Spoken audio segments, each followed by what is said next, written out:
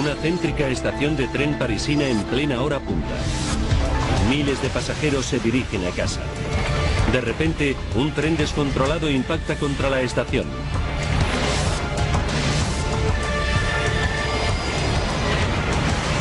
...307 toneladas de metal se estrellan contra un tren atestado. En la peor tragedia ferroviaria de la historia de París mueren 56 personas. Ahora, mediante avanzadas innovaciones informáticas, revelaremos por qué se produjo exactamente el accidente de la estación de Lyon. Los accidentes no ocurren sin más, son una cadena de sucesos críticos. A continuación, desentrañaremos las pistas en la cuenta atrás hacia esos segundos catastróficos finales. Segundos catastróficos 2. Accidente en la Gare de Lyon. Europa. Francia. París. 27 de junio de 1998. Es una tarde de verano en la capital francesa. París es el nudo central de la red ferroviaria francesa. Los franceses están orgullosos de su red de ferrocarriles, una de las más grandes de Europa, con más de 34.000 kilómetros de vías. Gracias a las subvenciones públicas y al programa de modernización implantado en los años 80, el sistema es cada vez más eficiente y avanzado tecnológicamente. 6:20 de la tarde. El tren de Melun a París, estación de Lyon, de las 5:38 está a punto de llegar. Cubre un trayecto de 40 kilómetros en 50 minutos. Es un tren de 8 vagones conducido por Daniel Solán, de 42 años. Lleva trabajando para la Sociedad Nacional de Ferrocarriles de Francia desde que tenía 15 años. Jean-Charles Bobet es el revisor del tren. Es otro veterano que se incorporó a la empresa nada más salir del colegio.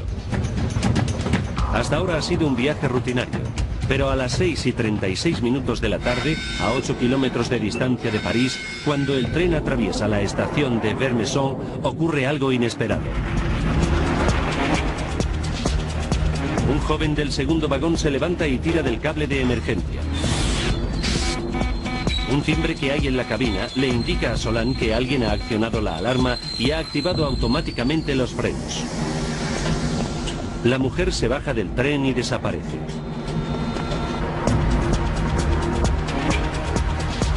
Antes de volver a arrancar, Solán tiene que reprogramar la alarma y reactivar los frenos. Es un procedimiento demasiado frecuente. Aunque solo les retrasa unos minutos, Solán avisa a la sala de control para comunicar el retraso. 6:40 de la tarde. La mayoría de los pasajeros temen que se trate de un retraso largo y se bajan del tren en busca de transportes alternativos. Unos pocos se quedan a bordo, resignados a llegar tarde a París. Solán y Bobet se ponen a revisar el sistema de frenos para que el tren pueda reanudar cuanto antes el trayecto a la estación de Lyon. La estación de Lyon es la estación de París que presta servicio al sur y al este del país. Tras su magnífica fachada del siglo XIX, se oculta uno de los nudos ferroviarios más sofisticados de Europa. Es una de las estaciones de tren más concurridas de Francia y combina el servicio interurbano con el de cercanías.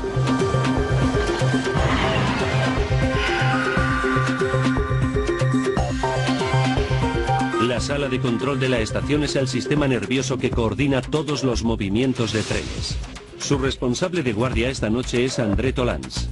Está a cargo de la seguridad y de que los 360 trenes que entran y salen de la estación circulen sin incidentes. Actúa siempre con la amenaza del terrorismo presente. Varios grupos radicales islamistas llevan 7 años atentando contra París. Protestan por la presencia de tropas francesas en la guerra del Líbano y exigen la liberación de los prisioneros árabes. Muchos de los atentados se han producido en trenes que entraban o salían de la ciudad. 6:45 de la tarde.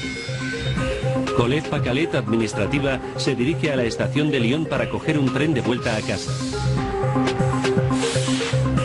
Ha salido tarde de la oficina y teme perder el tren. Colette Colette es una madre recién divorciada que tiene prisa por volver con su hijo Nicolas, de 13 años. En cuanto acabo de trabajar, vuelvo a casa a toda prisa para cuidar de mi hijo, prepararle la cena y ayudarle con los deberes.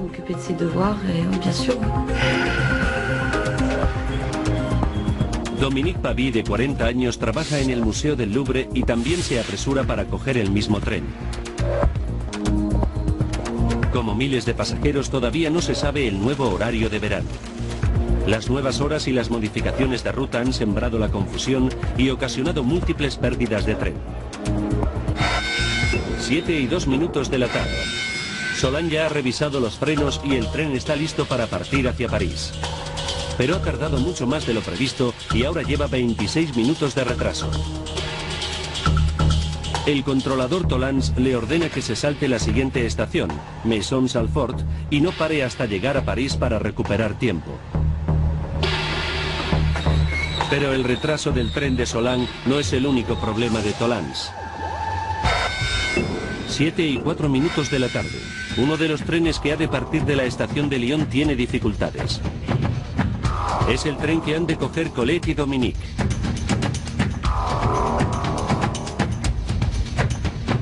Los trenes de cercanías llevan un conductor y un revisor. El conductor, André Tanguy, ya está listo, pero el revisor todavía no ha llegado y el tren no puede salir sin él. Es una buena noticia para la madre divorciada Colette Pacalet, que temía perder el tren. Ahora se alegra de que no haya salido e incluso encuentra libre su sitio habitual en el primer vagón.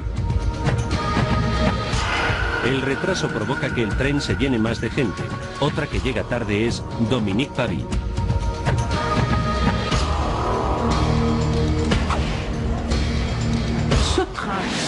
El tren iba lleno. Y como era verano y estábamos bajo tierra, hacía un calor pegajoso.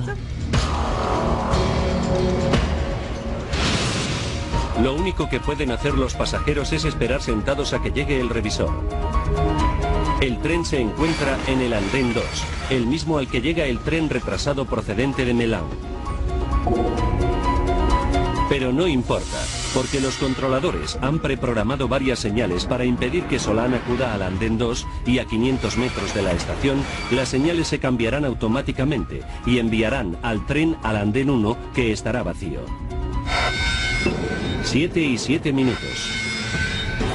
El tren de Solan avanza a más de 95 km por hora, pero se encuentra con una señal amarilla que le obliga a ralentizar, porque se acerca a la cuesta empinada que precede a la estación de Lyon. Solan pisa los frenos, pero no obtiene respuesta.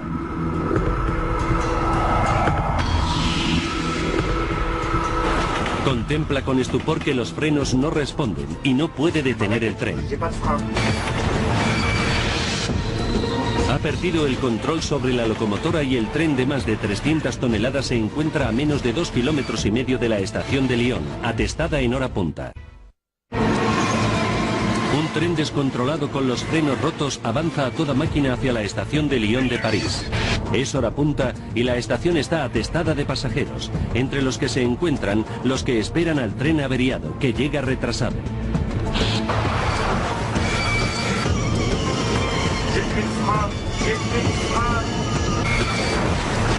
Daniel Solan, su conductor, está desesperado.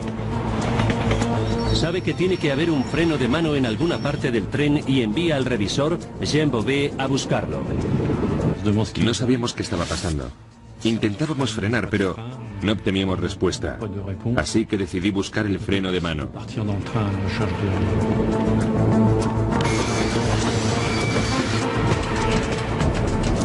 Solan sigue apretando los frenos, pero consigue frenar el tren un poco.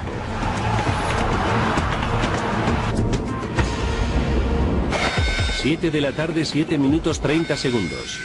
Solan, desesperado, avisa por radio a la sala de control. Deténganlo todo, no tengo frenos. Deténganlo todo. Solan hace sonar la alarma de radio del tren. Es una alarma que los pasajeros no pueden oír, por lo que todavía no son conscientes del peligro, pero que activa un silbido muy potente en la estación de Lyon y en las cabinas de todos los maquinistas de los trenes de cercanías de la zona. Los controladores de señales cambian todos los semáforos del verde al rojo y los conductores detienen todos los trenes donde quiera que estén. En unos segundos, toda la red queda paralizada en seco.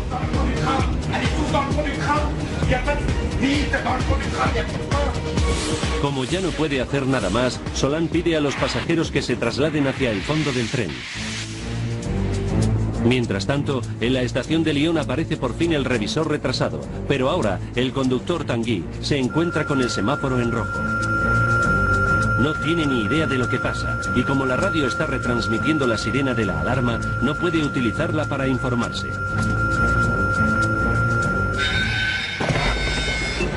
7:08 minutos.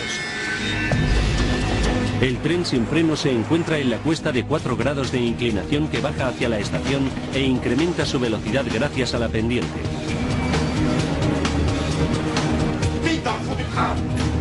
Solán, el conductor, consigue concentrar a todos los pasajeros en el último vagón. Todos se agarran con firmeza a la espera del inevitable impacto. Enseguida cundió el pánico. El revisor del tren, Jean Bobet, continúa buscando el freno desesperadamente. Me pregunté qué nos iba a ocurrir, si este iba a ser nuestro último momento.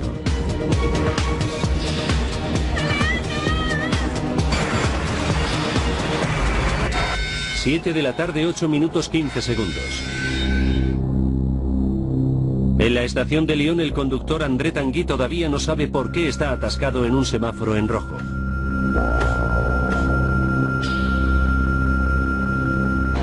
Y la pasajera Dominique Pavie del segundo vagón se cansa de esperar.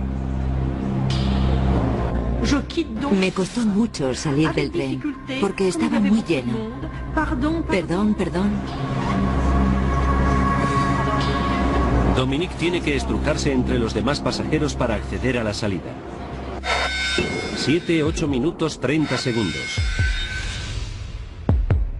Los operarios de las señales ven pasar por delante el tren descontrolado y en lugar de desviarse al andén 1 como estaba previsto, se dirige directo al tren de cercanías aparcado en el andén 2. Entonces emiten un aviso por el sistema de megafonía de la estación con la orden de evacuar el tren. Atención, atención. André Tanguy lo escucha y grita por el intercomunicador a todos los pasajeros que abandonen el tren a toda prisa. Los pasajeros se agolpan en las puertas. 7:08 minutos 49 segundos. Tanguy ve que el tren sin freno se dirige directo hacia él. Pero sabe que su tren no está aún completamente evacuado, y en lugar de saltar y salvarse, reacciona con valentía y se queda repitiendo el mensaje de evacuación por el intercomunicador.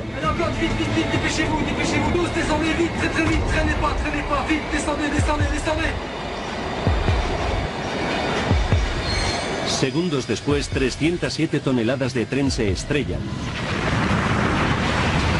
contra el tren de cercanías en el andén 2.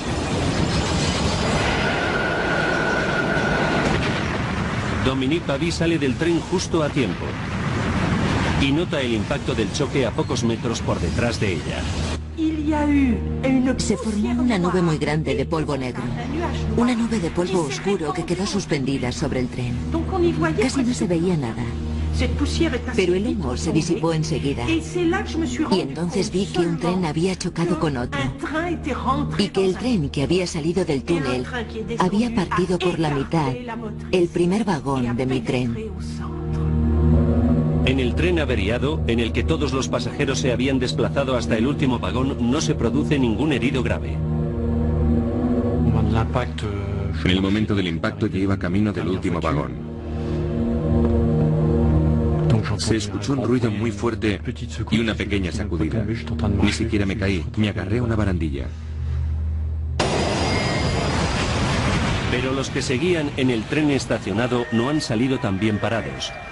Tanguy no sobrevive. El impacto le mata instantáneamente. Colette Pacalet se encuentra en el primer vagón que sufre el pleno impacto de la colisión. Al principio creí que se trataba de una bomba. No sé cuánto tiempo duró. tal vez 20 segundos. Perdí la noción del tiempo. Solo me dio tiempo a pensar que iba a morir y a pedir ayuda a mi padre. Unos segundos antes, Colette soñaba despierta con la velada que le esperaba junto a su hijo y ahora yace atrapada entre los escombros entre docenas de heridos graves. Si no recibe atención médica urgente, puede que no sobreviva.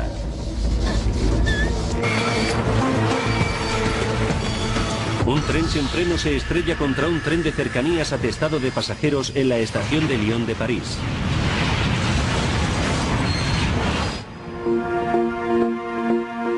Breves minutos después, un reportero gráfico capta el horror del accidente. Y Jean Bouvet, el revisor del tren sin frenos, se enfrenta a un escenario de devastación total.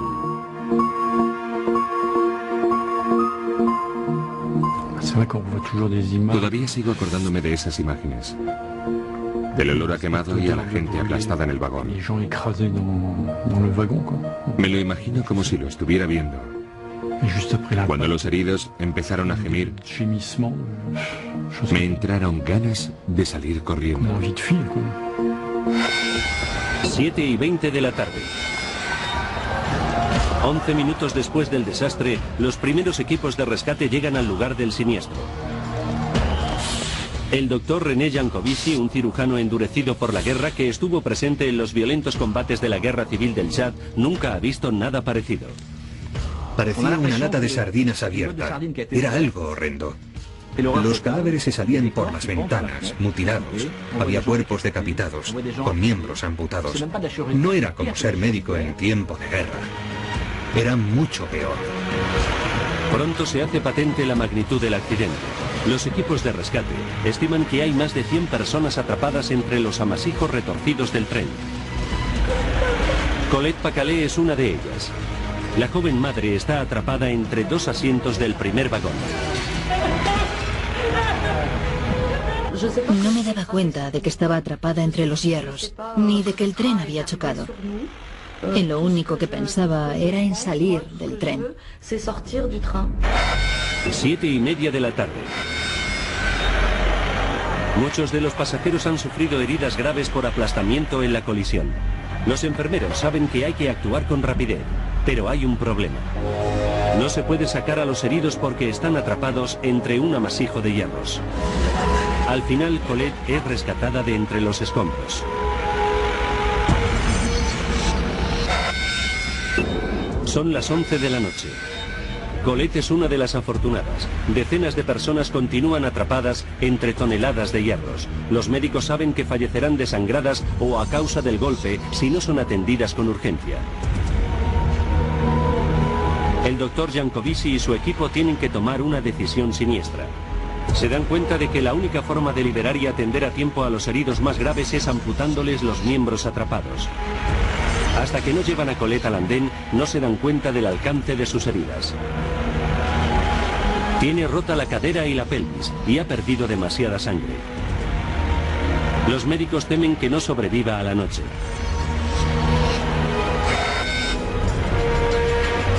El alcalde de París, Jacques Chirac, y el ministro de Transportes visitan el lugar del accidente.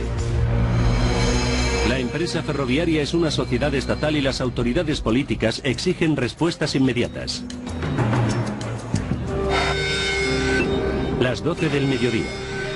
Ahora los agotados equipos de rescate solo están recuperando cadáveres. Los trenes han sido desguazados por completo y las vías se retiran para que las examinen los equipos de investigación del accidente. 56 personas han muerto y 57 más están heridas. En el hospital, el corazón de Colette deja de latir, pero los médicos logran reanimarla. Tarda 3 meses en recuperarse lo bastante como para volver a casa con su hijo. Los parisinos están de luto por los fallecidos en el accidente. Es el peor desastre ferroviario de la historia de la capital. Pero en París también están indignados. Francia dispone de una de las redes de ferrocarril más sofisticadas de Europa, con excelentes medidas de seguridad para impedir accidentes como este. ¿Cómo pudo producirse semejante desastre? El tren siniestrado era un Z5-300. Por las vías que conducen a París circulan 140 trenes más del mismo modelo. Si el accidente se produjo por un fallo de los frenos, ¿no podrían fallar los frenos de los demás trenes de ese modelo que hay en funcionamiento? Al día siguiente, el gobierno francés nombra una comisión de 6 miembros para llevar a cabo una investigación pública. Ahora recapitularemos los acontecimientos, profundizaremos en la investigación y revelaremos lo que pasó en realidad en la estación de Lyon. ¿Por qué fallaron los frenos del tren? ¿Por qué nadie lo desvió a otro andén? ¿Y por qué los pasajeros del tren del andén 2 no se enteraron de que se les echaba otro tren encima hasta que fue demasiado tarde? Mediante una avanzada simulación informática, acudiremos a donde no llega ninguna cámara, al corazón del lugar del siniestro.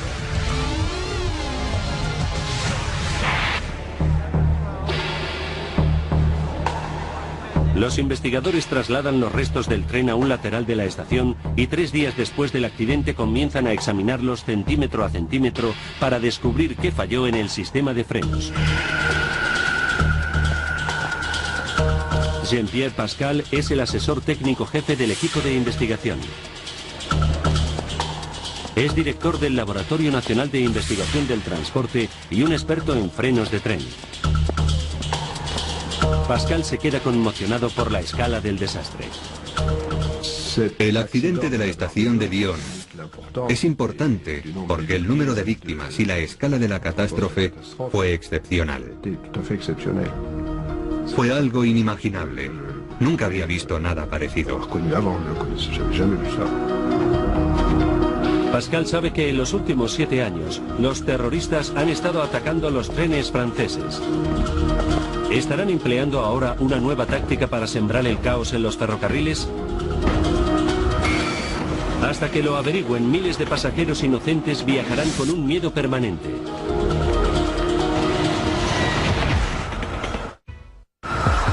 Jean-Pierre Pascal está investigando las causas que provocaron que un tren sin freno se estrellase en la estación de Lyon y matase a 56 personas. Su primera labor consiste en examinar el tren siniestrado. Sabe que le fallaron los frenos y tiene que descubrir por qué. Cuando registra los restos, enseguida encuentra algo sospechoso. Parece que una válvula crucial para los frenos estaba cerrada. La válvula que alimenta de aire a los frenos para que funcionen estaba cerrada. Debería haber estado abierta. Es un hallazgo inquietante.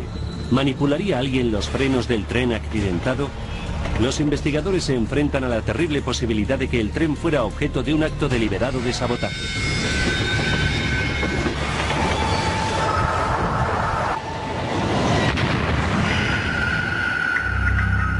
Los frenos funcionan mediante aire comprimido que se genera en la locomotora. El aire se comprime a lo largo de un tubo que recorre la longitud completa del tren de 8 vagones. Cada vagón cuenta con una unidad de frenado individual que obtiene el aire de ese tubo.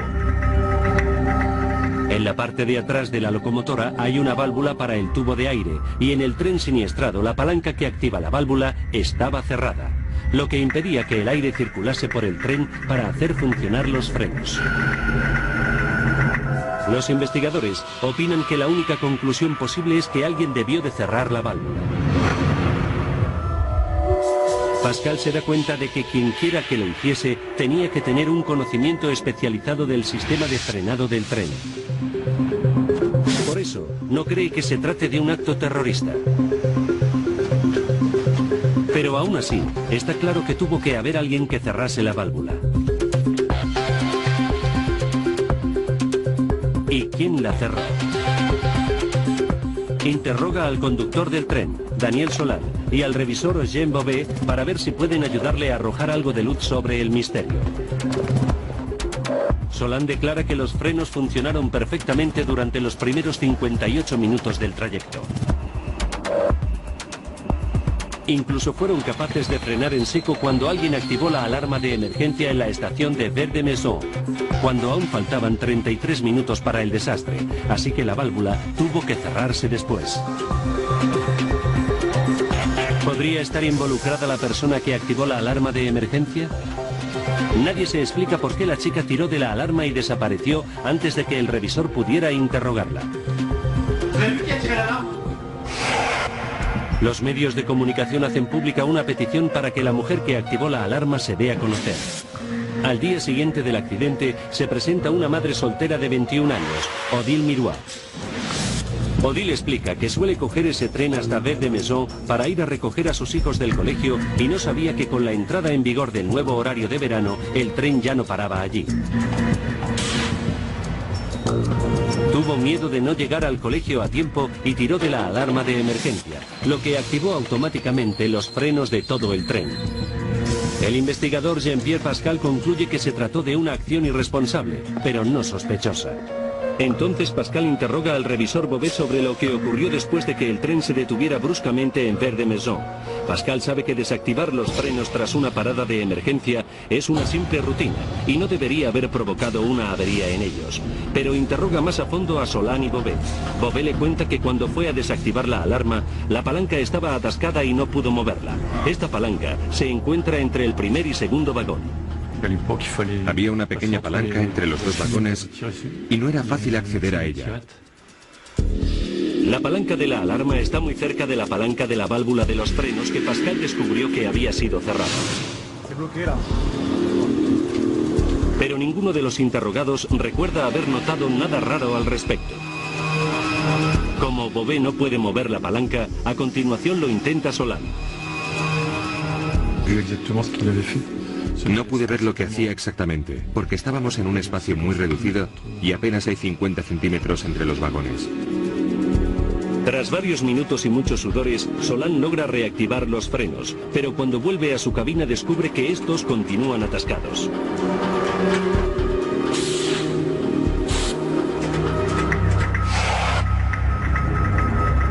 A Pascal le sorprende que el procedimiento habitual no bastase para reactivar los frenos, así que examina a fondo el sistema de frenado del tren siniestrado y averigua algo intrigante.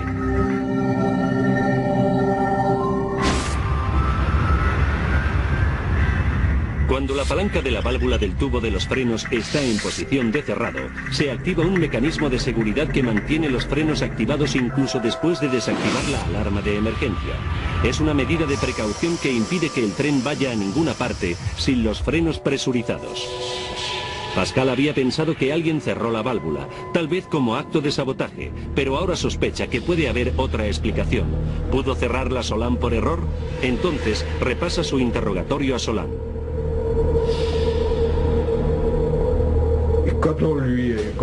Cuando le entrevistamos y le interrogamos, admitió haberse agarrado a la palanca de la válvula de los frenos para sujetarse mejor mientras intentaba desatascar la palanca del freno de emergencia. Se confirma la sospecha de que cuando intentaba reactivar el freno de emergencia, Solan se apoyó en la palanca del sistema principal de frenado para sujetarse y al tratar de desatascar el freno de emergencia, cerró inadvertidamente y por accidente la válvula de los otros frenos. Solan creyó que solo había reactivado el freno de emergencia, pero sin saberlo, cerró la válvula del tubo de los frenos y cortó el suministro de aire de la locomotora que alimenta los frenos de todos los vagones del tren. Como resultado, los frenos de los últimos 7 vagones se quedaron atascados en la posición de activados. Lo que no entiende Pascal es cómo Solan pudo volver a arrancar el tren con los frenos activados. La única forma de soltar los frenos activados es volviendo a presurizar todo el sistema o desactivar cada freno individualmente de forma manual. El procedimiento ordinario exige que Solan hubiera avisado a los ingenieros, que probablemente habrían detectado su fatídico error. Pero como tenía mucha prisa, Solan ignoró las normas y trató de desatascar los frenos él solo. Lo malo fue que no se dio cuenta de que había movido la otra palanca sin querer y que el sistema de frenado estaba bloqueado debido a la falta de presión. En cambio, estaba convencido de que los frenos estaban bloqueados por otro problema muy común.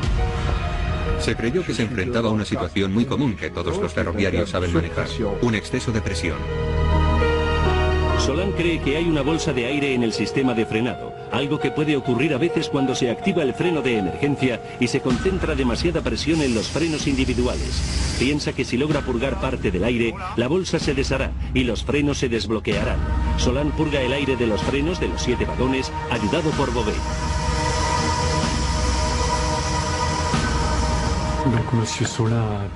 Solán purgaba el aire de los frenos hasta que yo le decía que ya bastaba.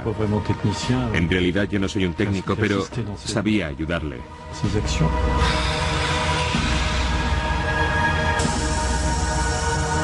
Su plan funciona y los frenos se desbloquean, pero Solán ha cometido un error de juicio catastrófico.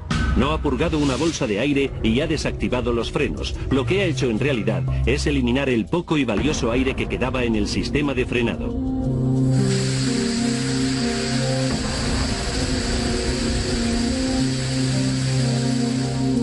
Ha desbloqueado los frenos, pero también ha desactivado sin darse cuenta un importante sistema de seguridad.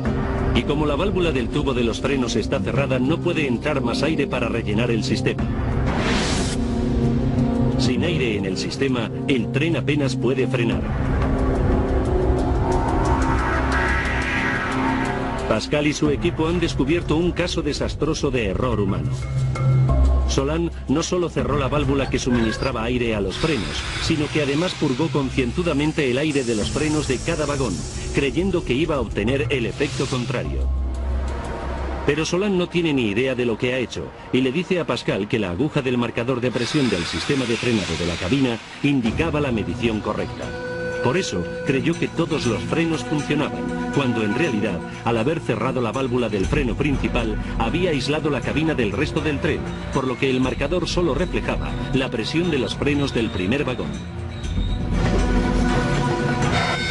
7:02. Solán reemprende por fin el trayecto hacia la estación de Lyon de París. Tiene prisa por recuperar el tiempo perdido y enseguida supera los 100 km/h de velocidad. Ahora un tren de más de 300 toneladas se dirige a la estación con solo una octava parte de la potencia de frenado que necesita. Pero aún existe una posibilidad de detener el tren incluso ahora. Según el nuevo horario de verano, todavía queda una parada prevista en Maisons-Alfort, a 6,5 km de la estación de Lyon. La estación de Maisons-Alfort está en terreno llano y si Solán hubiera activado los frenos, él habría tenido tiempo de sobra para detenerse de forma natural a unos 4 kilómetros de París. Pascal tiene que averiguar por qué Solán no descubrió que no funcionaban los frenos en Maisons-Alfort. Interroga a André Tolans, el controlador de servicio aquella tarde en la estación de Lyon. El tren llevaba 26 minutos de retraso y podía retrasar a los demás trenes que le seguían en plena hora punta.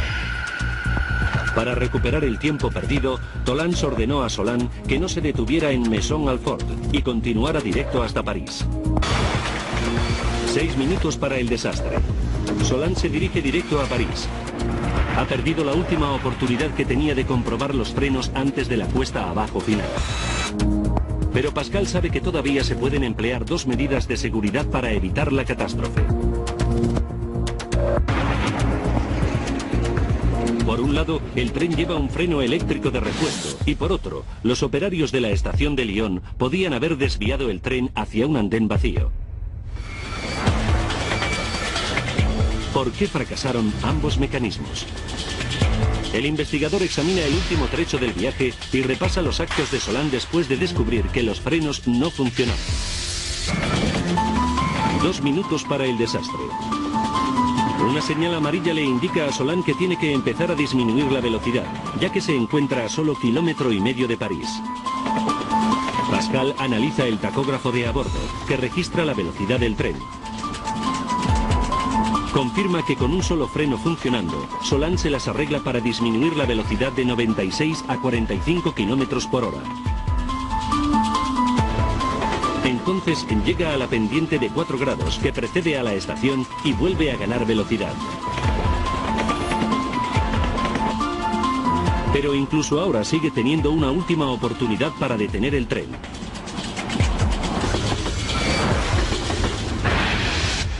Los investigadores saben que el convoy lleva un freno auxiliar eléctrico diseñado para frenar al tren cuando va a gran velocidad y reducir el desgaste de las pastillas de los frenos.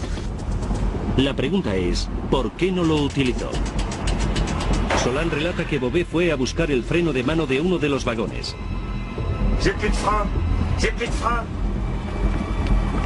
Pero Pascal sabe que, aunque lo hubiera encontrado, no le hubiera servido de nada. El freno de mano solo sirve para estabilizar el tren cuando está parado. No tiene potencia para detener un tren a gran velocidad. Sin embargo, Solán tenía los frenos eléctricos auxiliares que sí hubieran servido para detener el tren, justo delante de sus narices, en la propia cabina. ¿Por qué no recurrió a ellos? Pascal descubre que los conductores de tren detestan los frenos eléctricos y que evitan utilizarlos porque causan problemas. La combinación de frenos de aire comprimido y eléctricos puede provocar que los frenos se atasquen y bloqueen las ruedas. Los conductores no suelen utilizarlos. Solán no estaba acostumbrado a utilizar el freno eléctrico y cuando sucumbió al pánico, se olvidó de que existía. Pascal calcula que si Solán hubiese empleado el freno eléctrico en combinación con el único freno de aire que funcionaba, podría haber ralentizado el tren lo suficiente como para evitar la tremenda colisión. Según los cálculos que hicimos en su día, se habría producido solo un ligero impacto. El tren se habría detenido casi del todo, pero al conductor no se le ocurrió. El fatal desliz de Solán supone perder su última ocasión para parar el tren.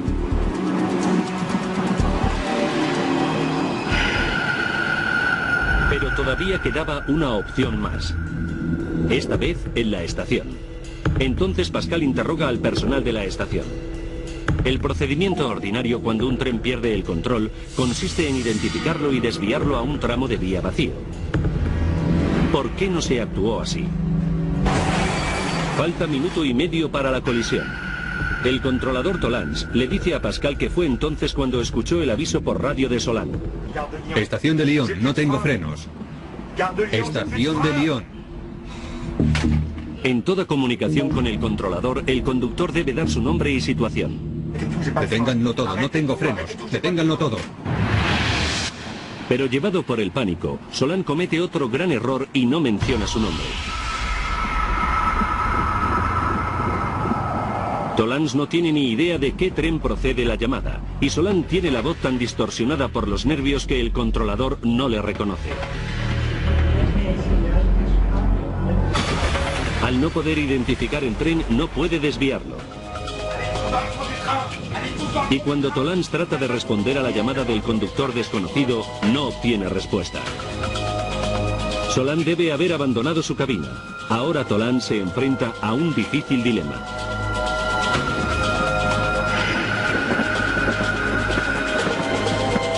El controlador sabe que el tren sin frenos tiene que ser uno de los 4 que se dirigen a la estación y trata de ponerse en contacto con todos ellos.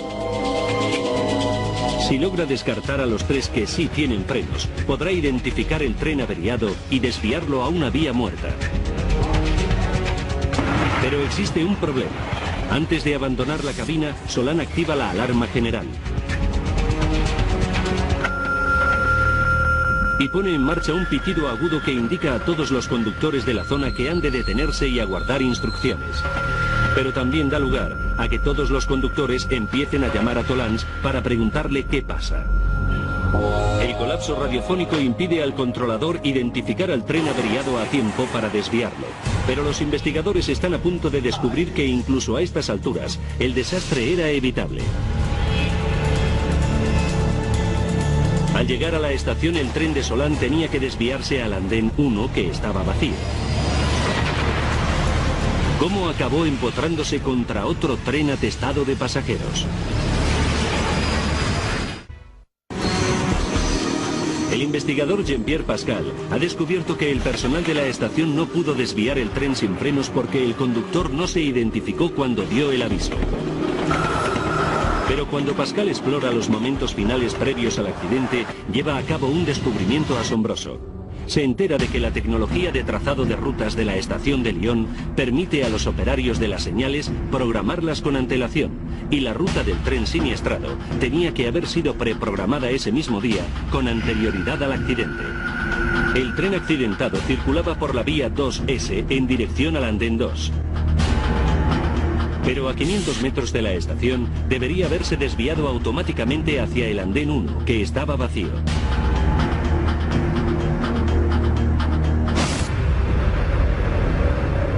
El tren se habría estrellado contra los topes del final de la vía, pero el impacto no habría sido tan grave. En mi opinión, no se habrían producido heridos.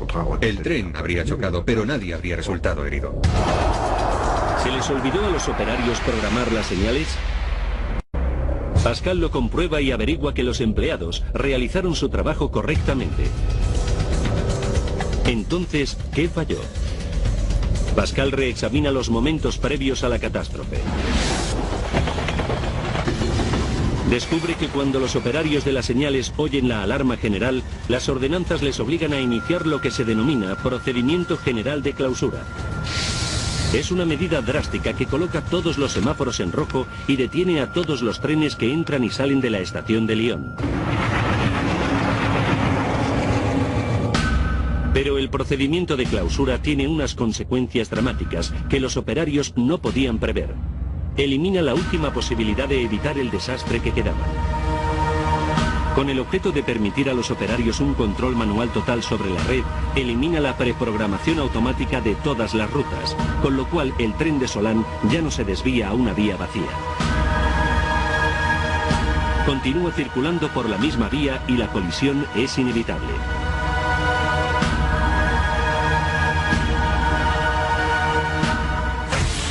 Es la pieza final del rompecabezas.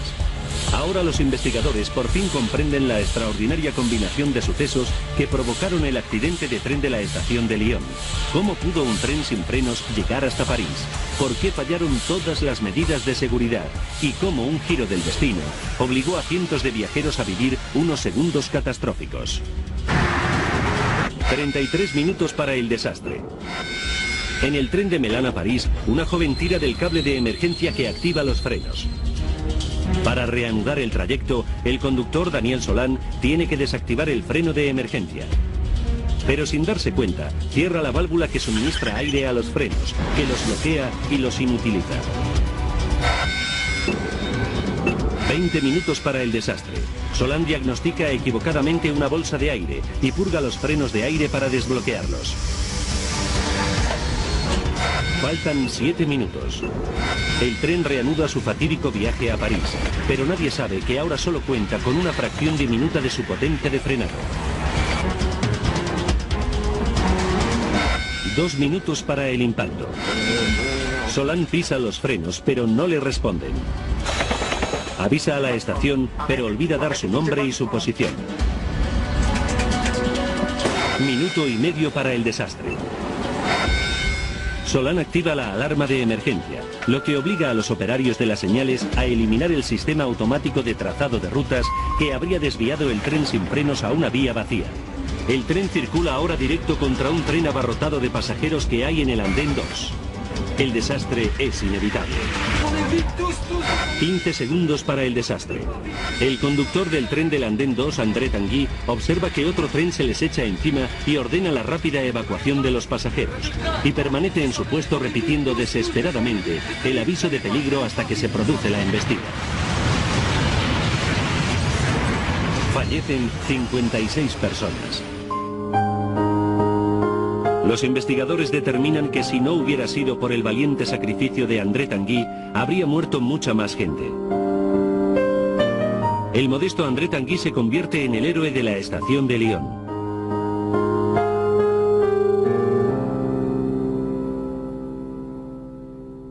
Pascal y el equipo de investigación descubren que la principal causa del accidente fue un error humano.